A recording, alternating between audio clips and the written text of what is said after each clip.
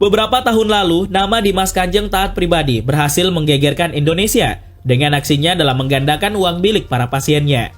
Dirinya mengenalkan diri sebagai Raja Baru di Nusantara, yang penobatannya berlangsung meriah dengan dihadiri sejumlah raja-raja di Indonesia. Entah dari garis keturunan raja yang mana, ia menobatkan dirinya sebagai raja di Probolinggo, Jawa Timur.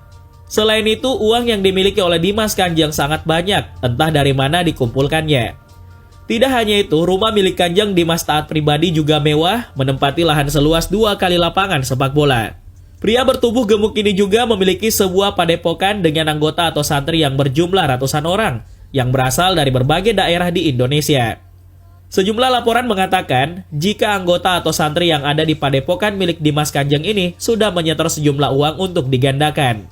Meskipun dianggap sakti karena bisa menggandakan uang, namun semua itu hanyalah sebuah trik untuk membodohi para pengikutnya. Akhirnya semua kebohongan yang dilakukan oleh Dimas Kanjeng berhasil terungkap, dan ia pun diadili dengan 4 dakwaan. Oleh karena itu, ia pun ditahan dan mendekam selama 20 tahun di Lapas Porong Sidoarjo. Secara kumulatif, Dimas Kanjeng divonis 21 tahun penjara dalam 3 perkara yang menjeratnya. Untuk perkara penipuan uang 10 miliar, majelis hakim memvonis nihil alias tanpa hukuman. Penggugat dalam kasus ini adalah seorang wanita yang berasal dari Makassar, Sulawesi Selatan. Alasan majelis hakim, undang-undang tidak mengizinkan adanya hukuman kumulatif lebih dari 20 tahun. Sementara itu, Dimas Kanjeng merasa bersyukur atas vonis nihil dari majelis hakim Pengadilan Negeri Surabaya. Dalam perkara penipuan 10 miliar rupiah, Ketua Majelis Hakim secara sah dan meyakinkan bahwa Dimas Kanjeng telah melakukan tindak pidana sesuai pasal 378 KUHP tentang penipuan. Namun, hakim memvonisnya dengan vonis nihil karena Dimas telah secara akumulatif menerima hukuman penjara selama 20 tahun.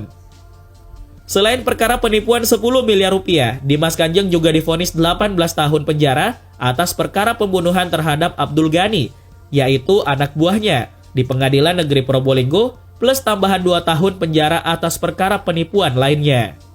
Berdasarkan hal tersebut, majelis hakim di Pengadilan Negeri Surabaya memberi vonis nihil kepada Dimas Kanjeng. Menurut Ketua Majelis Hakim, hal tersebut sesuai undang-undang yang melarang memberikan hukuman secara kumulatif melebihi dari 20 tahun.